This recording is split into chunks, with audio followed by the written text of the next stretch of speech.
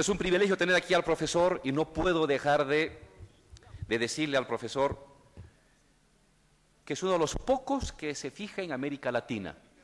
En la academia europea y norteamericana, incluso en la academia de izquierda, hay una obsesión autocentrada por leerse a sí mismos, por verse a sí mismos, por criticarse a sí mismos. Y es una especie de... Como es una intelectualidad desvinculada del movimiento social, asume posiciones marxistas y de izquierda, pero es bastante ociosa, porque debaten sobre las palabras de las palabras de las palabras de las palabras. El profesor David Harvey es distinto. Es un académico que está viendo el mundo. Yo así lo leo, así lo siento. Está preocupado en el mundo y incluso ha tomado como referencia de sus investigaciones y de sus lecturas lo que pasa en Bolivia, lo que ha pasado en el Alto. Entonces, no puedo dejar de decirle al profesor, muchas gracias por esta referencia, y decirle que junto con lo que ha estudiado con el Alto, aquí en Bolivia hay otras cosas también muy importantes que ojalá sea parte de sus reflexiones, de sus debates, de él, de sus estudiantes o de otros académicos, que están sucediendo en Bolivia.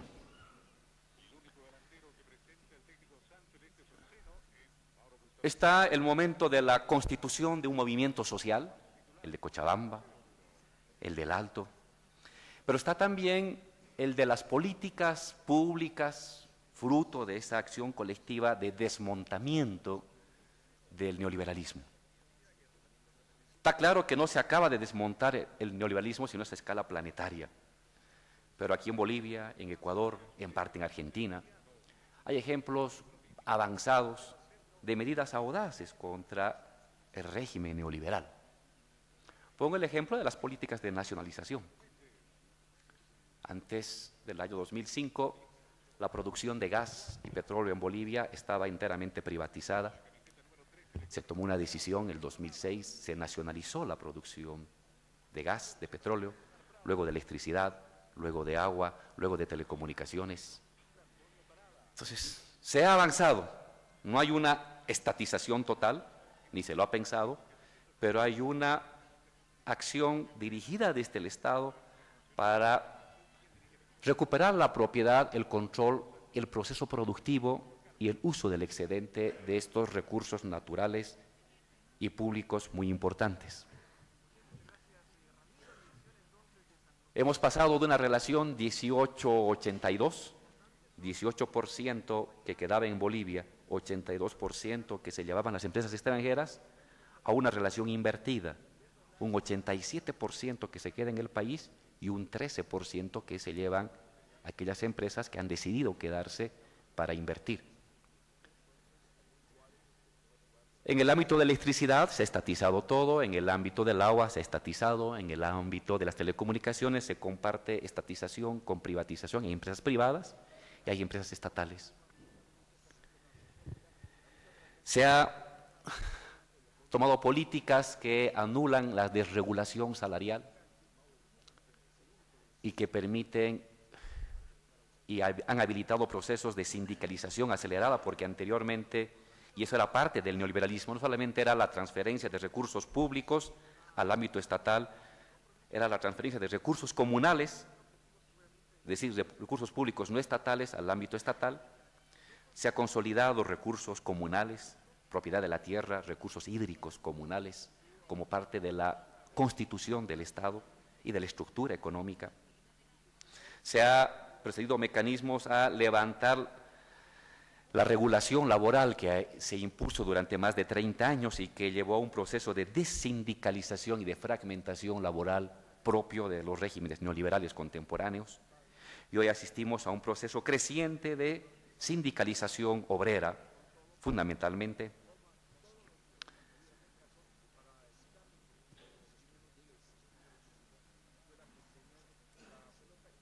Se ha pasado, en Bolivia se está viviendo la irrupción de formas organizativas novedosas. Después de ese viejo debate de que si los movimientos sociales deberían tomar o no tomar el poder, En Bolivia ha habido movimientos sociales que se han planteado no solamente la toma del poder, sino la transformación del poder. No puede haber toma si no hay transformación, porque al final uno resulta tomado por el poder ocupado. En Bolivia hemos introducido una categoría que es distinta a la que usa Negri y Hart, que es la forma comunidad y la forma multitud, como formas alternas a la forma sindicato. La forma sindicato, la que hemos conocido clásica desde el siglo XIX, en el siglo XX, en torno al centro de trabajo. Pero cuando el centro de trabajo, la gran industria, la gran ciudadela obrera se fragmenta fruto del desarrollo del capitalismo en pequeñas unidades productivas, no desaparece la clase obrera, desaparece la antigua clase obrera concentrada en grandes ciudadelas y en grandes fábricas.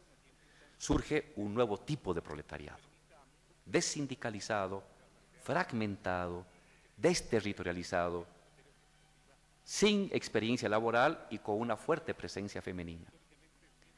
No solamente es un hecho político, sino es un hecho material de la constitución de la nueva condición obrera mundial y de la nueva condición obrera en Bolivia. La pregunta era, ¿cómo ese sujeto, anteriormente constituido políticamente en torno al sindicato, podía constituirse y mantener su presencia política? Ya no hay la gran fábrica, no hay la gran ciudadela, no hay el sindicato. El proletariado se fragmenta. Y entonces la forma que el movimiento social encontró en Bolivia para articular estas estructuras híbridas de lo obrero con las estructuras de otras formas de trabajo, microempresariales, artesanales, comunales, para articular el joven que es estudiante y que es obrero a la vez, de una pequeña fábrica sin sindicato, sin derecho laboral y que trabaja casi semiclandestinamente, es la forma multitud. La forma multitud es una manera de unificación territorial de estas híbridas estructuras laborales y organizativas, donde lo que los une es la reivindicación de necesidades vitales. No une el salario, sino une necesidades vitales. Y ahí se incorporan comunidades, ahí se incorporan obreros, ahí se incorporan estudiantes, ahí se incorporan vecinos, ahí se incorporan comerciantes. Y el liderazgo no está garantizado por el obrero ni por la clase media. El liderazgo está garantizado por la propia lucha. Es como una especie de liderazgo rotativo, ¿no?, que se va ganando a partir de la capacidad intelectual, moral y organizativa de algunas de las fracciones que participan de esta forma multitud. Esta introducción del concepto de forma multitud, no de la multitud toninegrista que está en todas partes y en ninguna, sino de esta forma multitud palpable, concreta, materialmente visible, políticamente movilizada, es una de las cosas que hemos aprendido aquí en Bolivia. La otra es la forma comunidad. Hemos denominado la forma comunidad a la actualización organizativa de las estructuras comunales tradicionales, que se visibilizan, se articulan, recuperando sus formas tradicionales de organización por la propiedad de la tierra, del agua y de la atención colectiva de necesidades, que se convierte en fuerza política, se convierte en fuerza militar, se convierte en fuerza de movilización y se convierte en fuerza electoral. La forma comunidad y la forma multitud, nosotros las hemos introducido como categorías para estudiar estas nuevas formas emergentes o reactualizadas de lucha, una vez de que se ha descompuesto la forma sindicato tradicional de los grandes centros industriales. Un tercer eje de debate muy importante, que es importante que el profesor Harvey incorpore en sus lecturas, en sus miradas, es la relación el tema de la hegemonía. No hay revolución posible ni transformación posible sin una lucha por la hegemonía. Es decir, sin una lucha por la transformación del sentido común prevaleciente en una sociedad. La experiencia boliviana ha mostrado que primero se ha vencido en el sentido común, en el orden de las cosas, mentalmente aceptado y deseado, antes que en la victoria real práctica de los hechos, políticos, militares o electorales. No es que primero se toma el poder estatal y luego se construye hegemonía, no.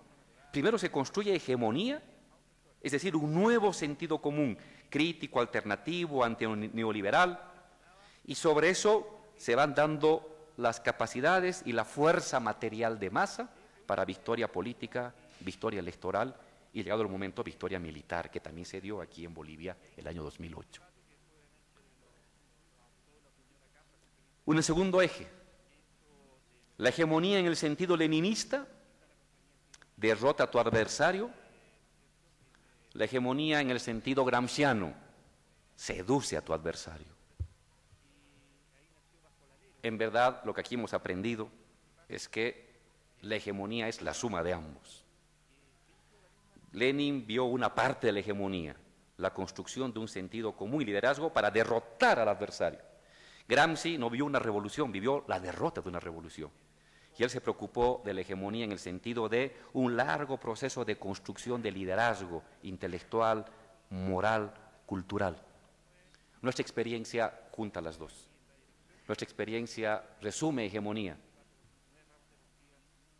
Derrota a tu adversario e incorpora a tu adversario. No puedes dejar de derrotar al adversario. No puedes conquistar a tu adversario dejando a tu adversario con sus banderas de su proyecto de sociedad, de vida y de economía. Esa es tu destrucción. Derrota sus banderas. Culturalmente y políticamente derrota su proyecto de Estado, de sociedad, de economía. Tienes que derrotarlo. Ahí no hay tregua. Pero una vez derrotado el adversario, tienes que incorporar a tu adversario desorganizado en la nueva estructura de organización de la sociedad. Esa hegemonía para mí sería derrotar e incorporar, derrotar e incorporar, derrotar e incorporar. No puedes incorporar si no has derrotado. Y no puedes derrotar plena y duraderamente si no incorporas desorganizadamente al derrotado. Resumo en breve nuestra nueva mirada de la hegemonía en el sentido leninista gramsciano, fruto de nuestra experiencia. Otro de los ejes que se están debatiendo en Bolivia de manera práctica es la relación entre movimiento social y Estado. Y eso hemos resumido en una categoría contradictoria en sí misma y aparentemente imposible, pero real: gobierno de movimientos sociales. Estado es monopolización de decisiones. Movimientos sociales, democratización de decisiones. ¿Cómo es esto de gobierno de movimientos sociales? ¿Cuál es el límite? ¿Cuál es esta imposibilidad vivida cotidianamente? Bolivia es un poco ese ejemplo.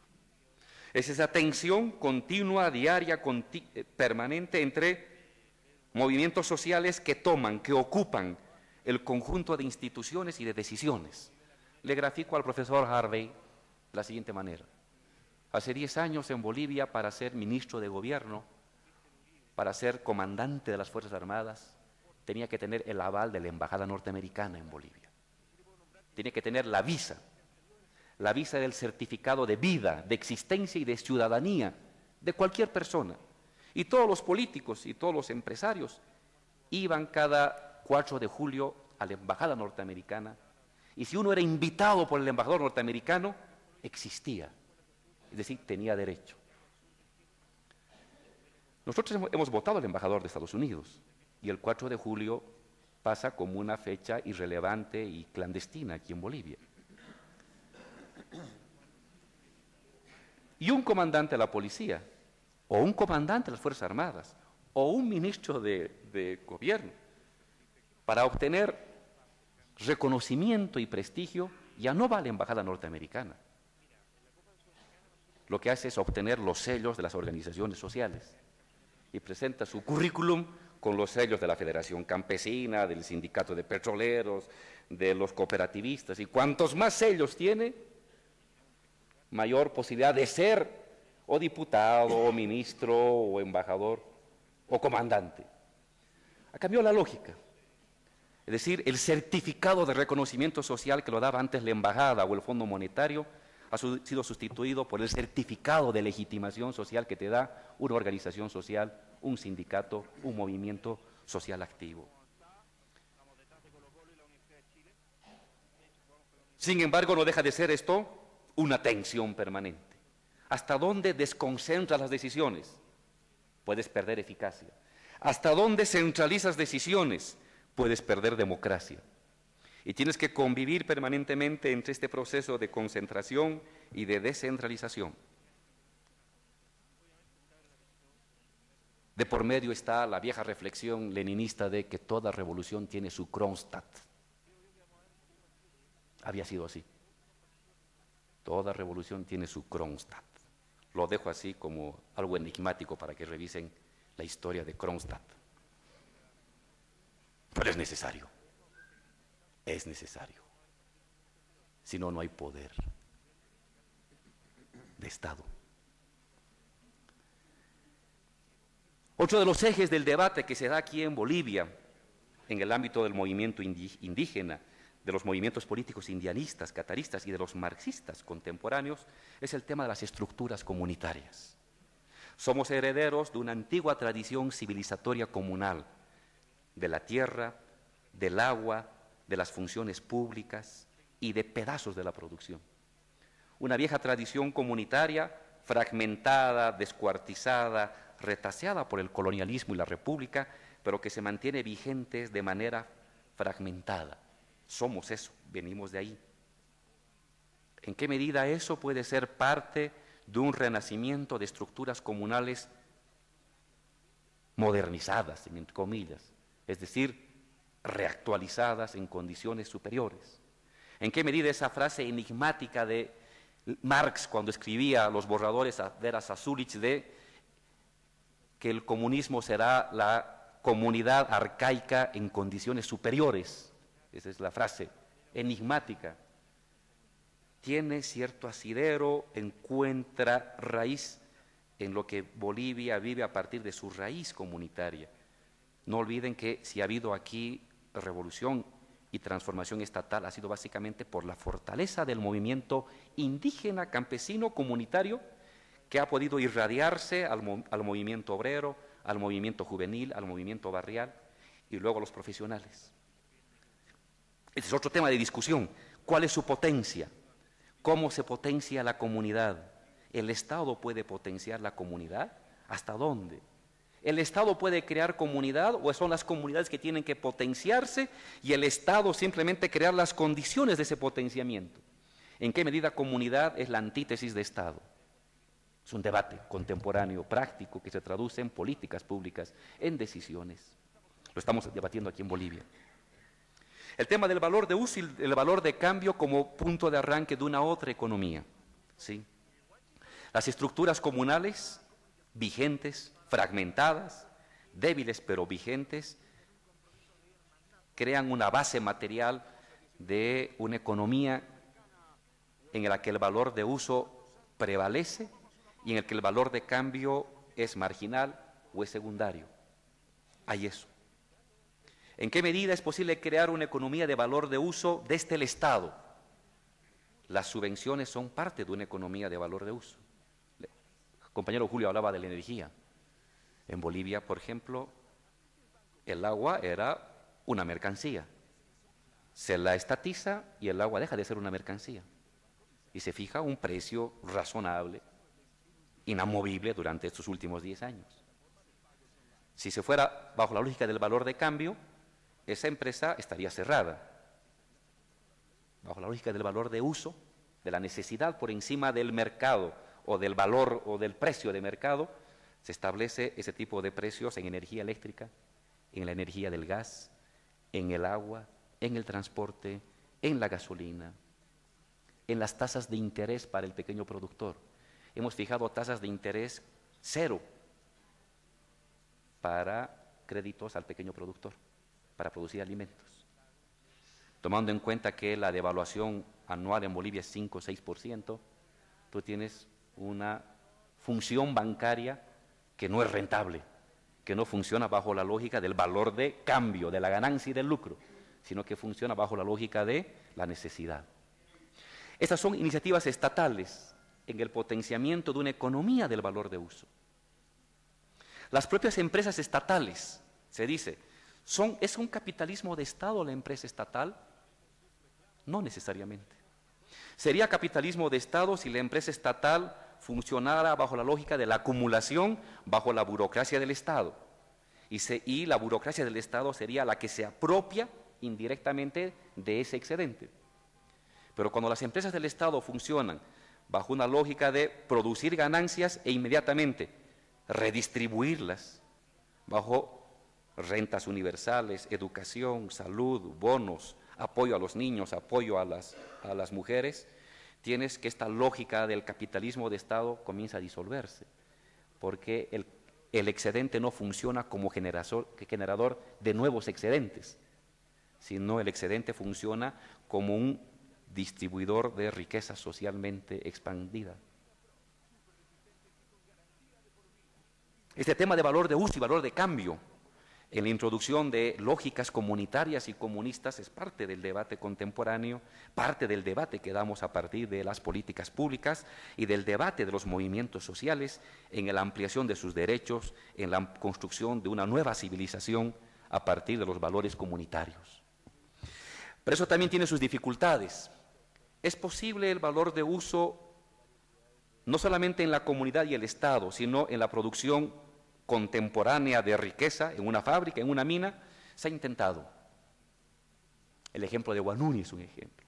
Huanuni es una mina de estaño, la más grande de Bolivia, donde de hecho hay una especie de autogestión obrera. Es de hecho una mina autogestionada por los obreros. Los obreros definen los salarios, definen los costos de producción, definen las inversiones, definen al gerente, definen los usos de la ganancia, los obreros. En ese sentido, es una gran experiencia de autogestión obrera de avanzada con 4.000 obreros, con 5.000 obreros. Pero también tiene sus límites, porque hay momentos en que los obreros, en su momento, eso pasó hace 2 años, comenzaron a definir que la ganancia generada no debería distribuirse entre toda la población, sino que debería distribuirse entre ellos mismos. Y cuando eso sucede por decisión de los obreros, lo que es una autogestión deviene una forma ambigua de privatización, porque un bien común comienza a ser usado corporativamente. Esa es parte de nuestra experiencia. ¿Cómo hacemos para apuntalar formas de autogestión en que sean los obreros que definan la gestión de los recursos, la administración de la empresa, las decisiones técnicas, pero a la vez que el uso del excedente pueda universalizarse y socializarse para todo el país? A veces se puede, a veces no se puede, pero estamos viviendo. Son formas embrionarias para nosotros de comunismo, formas embrionarias de otra sociedad, difíciles, complicadas por un entorno adverso, pero son parte del laboratorio comunitario que estamos impulsando, no sin dificultades, para ir creando las bases de una otra tipo de sociedad. Otro de los debates que nos tensa como proceso, como movimiento social, como sociedad boliviana, como Estado de movimientos sociales, es el debate entre desarrollo y madre tierra. El desarrollo necesario, hay que generar gas, petróleo, minerales, para generar recursos para construir escuelas, hospitales, carreteras, mejorar la alimentación, mejorar la salud de la gente. Si no generas riqueza, te congelas en el siglo XVII, que es donde ha quedado congelado buena parte de la población boliviana colonizada. Pero al generar riqueza de esta manera, afectas la naturaleza, afectas los ríos, afectas los bosques. ¿Qué haces? Si produces, afectas la naturaleza y vas en contra de los valores dialogantes que viene de la economía comunitaria en la que la naturaleza es parte viva del cuerpo orgánico de uno mismo. Pero si no produces, no satisfaces necesidades básicas de salud, de educación, de transporte, de agua, de alimentación. Y la derecha sí puede hacer. Y la derecha puede regresar con la bandera de satisfacer necesidades básicas. Entonces, esta es una contradicción que la hemos vivido, que la vivimos a cada rato. Cómo protegemos la madre tierra, pero a la vez cómo satisfacemos necesidades. Cómo producimos y generamos riqueza, pero a la vez sin destruir el núcleo vivo y vital del entorno natural y de la biodiversidad. Es complicado, es caro, no es fácil, es tardado, pero ese es nuestro debate. Esto no lo reflexionó Marx, no lo reflexionó Lenin, ni Mao. Eso ha surgido de nuestra propia experiencia. Pero si se fijan, se trata de reflexiones que engarzan con la reflexión académica o práctica que se están dando en otras partes del mundo. Y yo quería comunicar al profesor Harvey, eso estamos debatiendo aquí en Bolivia. Eso estamos intentando construir con las dificultades y limitaciones. He revisado su último libro, me lo mandó mi compañero, yo pude leer esto, y entonces quería dialogar sobre las sugerencias que hace el profesor Harvey y incorporar en las sugerencias de su debate, en alguna 11ª tesis o 10ª tesis, algunos de los elementos que surgen de la experiencia práctica en Bolivia. Quiero cerrar este comentario del profesor planteando 4 puntos. Que no es posible comunismo, no es posible socialismo, no es posible una sociedad post-neoliberal si no somos capaces de construir un nuevo sentido común. Si no somos capaces que desde la academia, desde los sindicatos, desde los medios de comunicación alternativa, desde los barrios, desde los movimientos sociales temporales y circunstanciales que surgen en Estados Unidos y en Europa, no se crea un nuevo sentido o una nueva idea capaz de articular las esperanzas de la gente. La gente no se moviliza solamente porque sufre, la gente no se moviliza solamente porque pierde, la gente ha de movilizarse porque cree que algo distinto es posible. Esto hemos aprendido aquí. Aquí hemos soportado 20 años de desposesión continua. Se privatizaron empresas públicas, se privatizaron recursos comunales, se redujo salarios, se despidió a la gente. Y la gente aguantaba. Porque el neoliberalismo era un proyecto de vida, era un proyecto de esperanza, de que todos iban a convertirse en empresarios y que les iba a gotear la riqueza que generaban los extranjeros. Y 20 años la gente apostó. En las minas del movimiento obrero ganó la derecha. En las comunidades campesinas ganó la derecha. Había un horizonte. Se derrotó eso porque se fue construyendo de manera larvaria, larga, dificultosa, a partir más que de reflexión académica, de un debate social, se fue creando un nuevo horizonte, un nuevo sentido común, que en Bolivia se llamó nacionalización de los recursos naturales, asamblea constituyente, gobierno indígena. Fueron 3 ejes, inicialmente marginales, inicialmente considerados como locuras irresponsables y populistas, que gradualmente generaron y crearon adhesión, crearon cercanía y comenzaron a orientar la acción colectiva de la gente. Y al final se convirtieron en sentido común, en un sentido común que una especie de dualidad de poderes ideológicos o de dualidad de poderes simbólicos le disputó el sentido de la vida, el sentido del porvenir, a la lógica neoliberal de la privatización, de la individualización y de la globalización.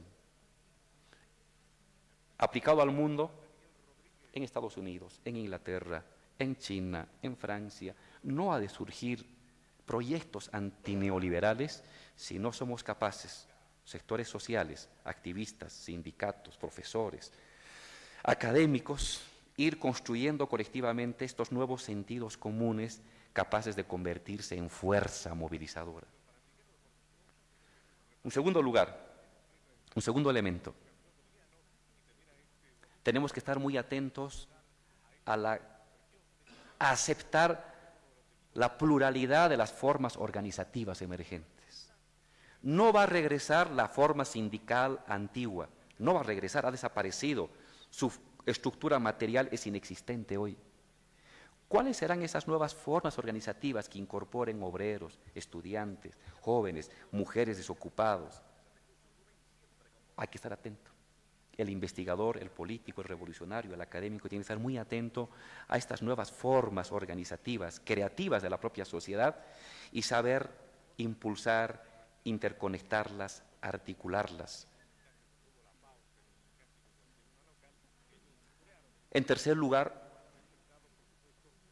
no puede haber socialismo o un proyecto anticapitalista, no solamente antineoliberal, si no somos capaces de construir desde estas estructuras organizativas la lógica, la cultura, la política y la economía de una comunidad universalizante. Marx decía que el Estado era una comunidad ilusoria. Y el Estado capitalista es una comunidad ilusoria, pero es comunidad. Esa es la magia del Estado. El Estado es una forma de comunidad. Ilusoria, falseada, invertida, pero es comunidad.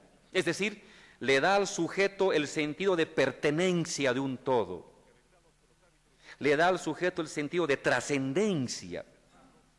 Y le da al sujeto el lugar donde supuestamente se resuelven sus problemas decididos por otros, en una comunidad ilusoria.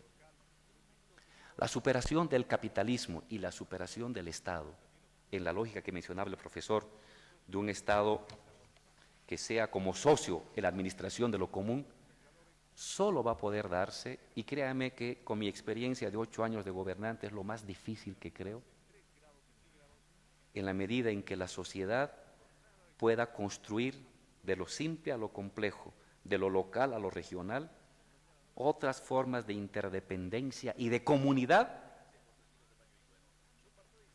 en la cultura, en la política y fundamentalmente en la economía, distinta a la que te da la empresa y la que te da el Estado. Porque el Estado es la solución de tus problemas a partir de la decisión de otros, pero solución de tus problemas. ¿Cómo pasamos a la solución de tus problemas a partir de tus propias acciones? Lo menciono fácil. En los hechos prácticos es la cosa más difícil del mundo. Es la cosa más difícil del mundo. Y en la economía, peor todavía. En la economía, peor todavía. Pero si no avanzamos en eso, no es posible la comunidad. O otra comunidad real, en el sentido de Marx, nosotros llamamos la comunidad universal, otros le llamarán comunismo, no nos pelearemos por el nombre, lo importante es una otra lógica civilizatoria no capitalista, postcapitalista. Entonces, profesor, gracias por sus reflexiones, gracias por su presencia, gracias por su enseñanza, gracias por sus orientaciones, pero también le ponemos en el tapete de debate, de la discusión teórica y práctica, esta otra agenda, desde un país que a su modo, con sus dificultades, está intentando construir un otro tipo de sociedad. Muchísimas gracias.